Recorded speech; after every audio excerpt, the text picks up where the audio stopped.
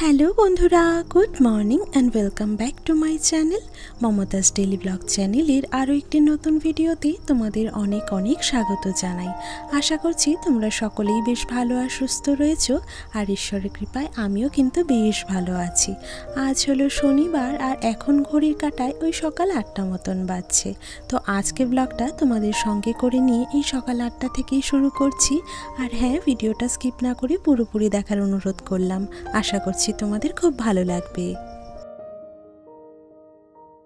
আজকে জানো তো, সকালবেলা একটুখানি দেরি করেই ঘুম থেকে উঠেছি, বলতে পারো ইচ্ছে করেই দেরি করলাম। আসলে কি বলো তো, তোমাদের সাথে এর আগে ব্লগে তো আমি শেয়ার করেছি যে সকালে আমাকে একটা স্টুডেন্টকে পড়াতে হয়।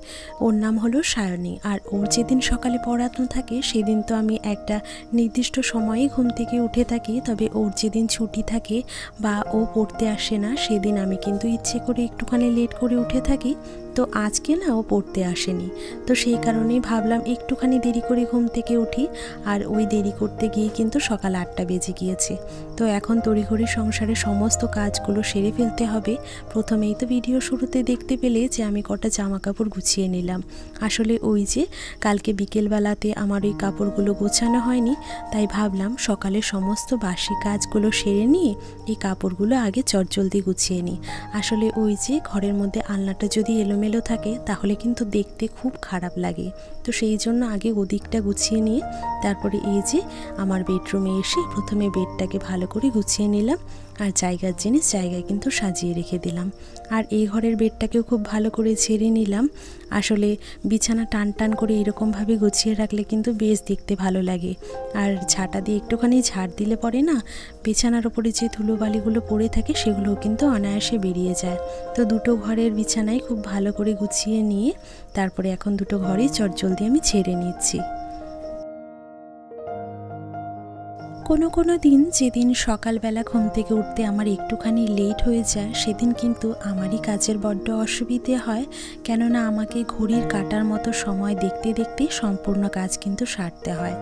আর তোমরা তো জানোই যে আমি একটা প্রাইভেট জবের সাথেও যুক্ত রয়েছি, তো সেক্ষেত্রে সেখানেও কিন্তু আমাকে একটা টাইম মেনটেন করে চলতে হয়। আর কাজের ফাঁকে ফাঁকে আমাকে সংসারের কাজগুলো এইভাবে দেখে নিতে হয়।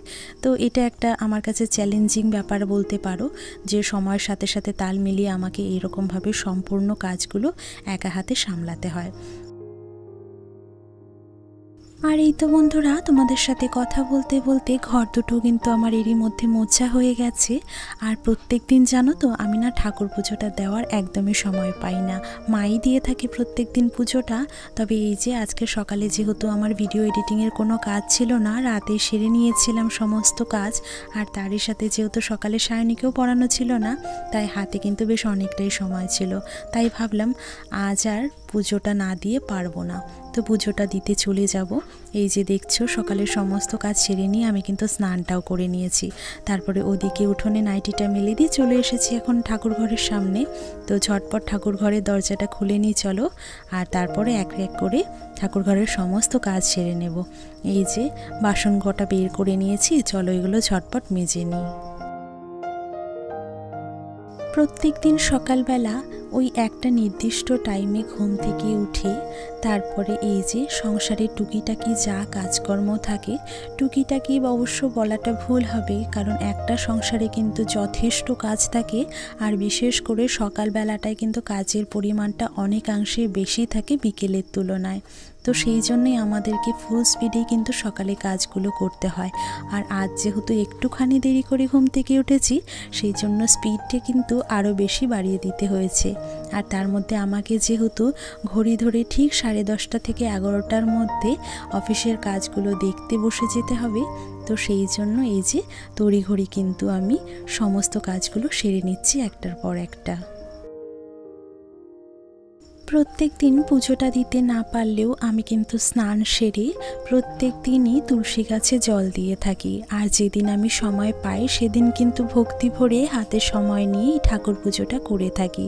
আজ যেমন পুজোটা করে নিলাম, মনটা কিন্তু সকাল থেকে বেশ অনেকটাই ভালো লাগছে।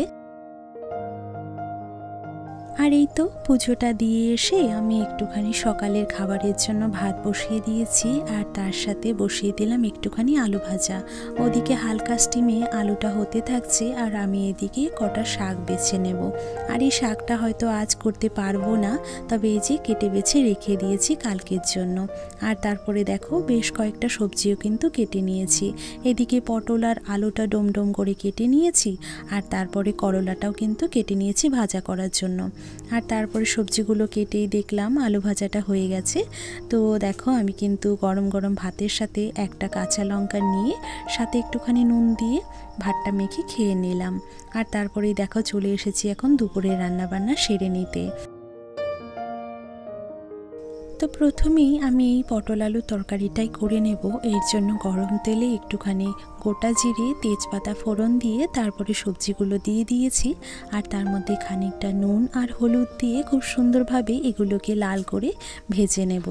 এদিকে হালকা স্টিমে এটা ভাজা হতে থাকবে, আর আমি কিন্তু ওদিকে মশলা রেডি করে নেব। এখানে দেখতেই পাচ্ছ হলুদ, লবণ, লঙ্কার গুঁড়ো আর তার সাথে জিরা গুঁড়ো রয়েছে, আর একটুখানি আদা কুচি করে নিয়েছি। তো সমস্ত মশলা এক জায়গাতে খুব ভালো করে জল দিয়ে মেখে রেখে দিলাম। এখন কিন্তু ভাজাটা বেশ হয়ে গেছে, আর তারই মধ্যে মশলাটুকু দিয়ে দেব। এবারে সমস্ত সবজির সাথে এই মশলাগুলো খুব ভালো করে কষিয়ে নেব, আর কষে গেলে এতে কিন্তু পরিমাণ মতো জল দিয়ে দিতে হবে। দেখতে দেখতে বন্ধুরা এদিকে সবজিটাও কিন্তু আমার বেশ কষে গিয়েছিল, আর তারপরে কিন্তু আমি পরিমাণ মতো জলটাও এতে দিয়ে দিয়েছি। আর দেখতেই পাচ্ছ খুব একটা কিন্তু ঝোল আমি রাখিনি, কারণ যেইটুকু ঝোল আমি রেখেছি সেটুকুর মধ্যে কিছুটা কিন্তু আলুতেই টেনে নেবে। তো দেখো তরকারিটা কিন্তু আমার হয়ে গেছে, তো আমি এটাকে চটজলদি বাটিতে নামিয়ে নিয়েছি। এবারে আমি বসিয়ে দেব এই করলা ভাজাটা। করলাটা ভাজার জন্য আমি আগে থেকে এতে হলুদ আর নুন মাখিয়ে রেখে দিয়েছিলাম। তো চলো চটপট করে এটাকে ভেজে নিই।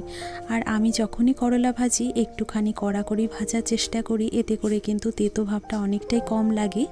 আর এই যে দেখতে দেখতে আমার কিন্তু সমস্ত রান্না বান্না শেষ হয়ে গেছে।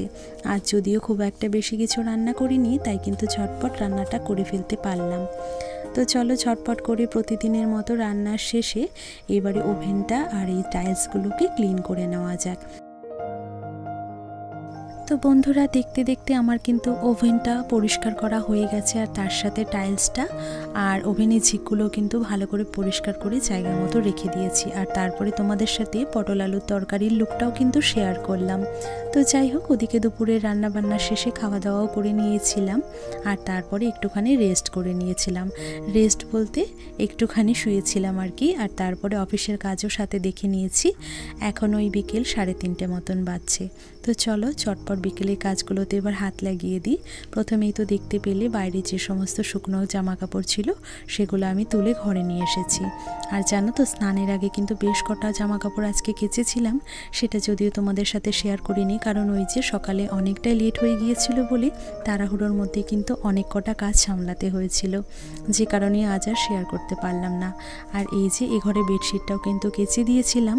তো ঝটপট এখন বিছানাতে বেডশিটটা পেতে দিই চলো।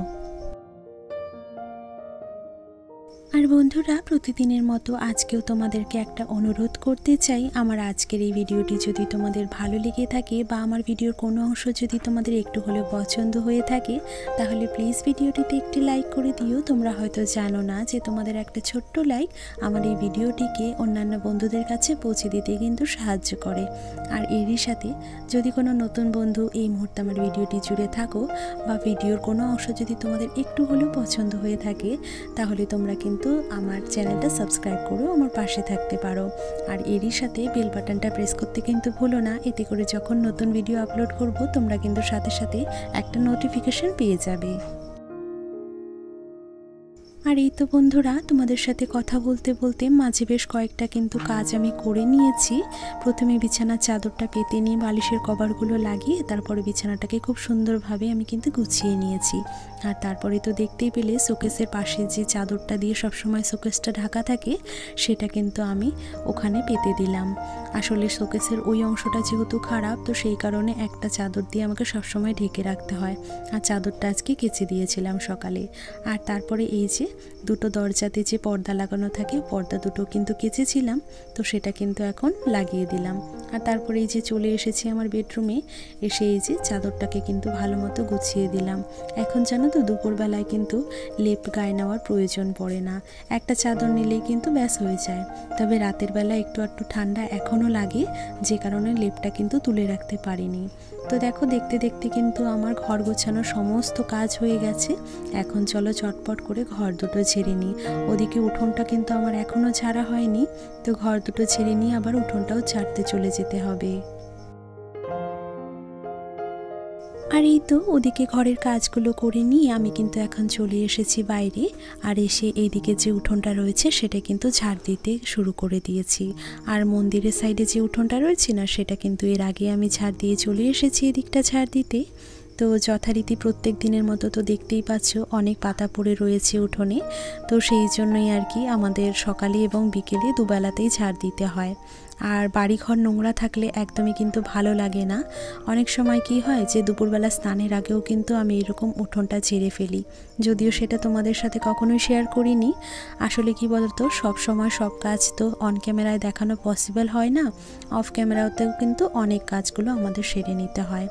তো এই যে দেখো ওদিকে বাসন কটা মেজে নিয়ে আমি জল ঝরতে উপর করে দিয়েছি, আর এদিকে যে কাজগুলো রয়েছে সেগুলোতে একটুখানি জল দিয়ে দেব। আর এই তো বন্ধুরা দেখতে দেখতে বিকেলে সমস্ত কাজকর্ম সেরে নিয়ে এখন আবারও প্রতিদিনের মতো বসে গেছি অফিসের কাজগুলো করতে। আর তার সাথে করে নিয়েছি গরম গরম চা, আর সাথে রয়েছে দুটো পাউরুটির পিস। তো বন্ধুরা আজকের ভিডিওটা আমি এখানেই শেষ করছি। দেখা হচ্ছে কাল একটা নতুন ভিডিওর সাথে। ততক্ষণ তোমরা ভালো থেকো, সুস্থ থেকো।